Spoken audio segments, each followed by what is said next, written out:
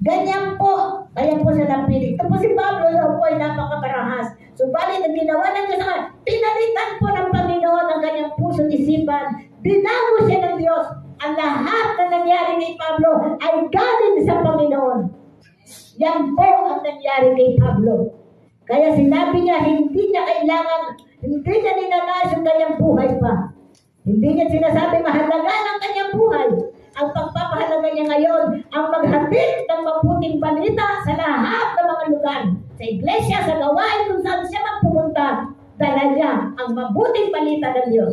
Amen? Amen. Palakpakan natin ng Diyos. Hallelujah! Glory to God.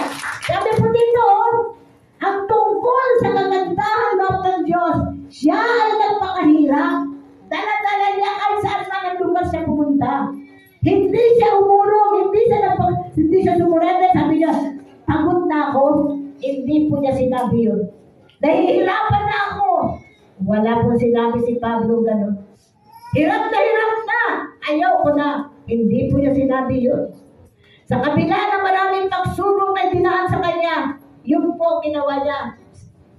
Pag nagpapatuloy na iharap at ipahayag ang mabuting balita ng Diyos. Amen? Sa kabila ng anumang bagay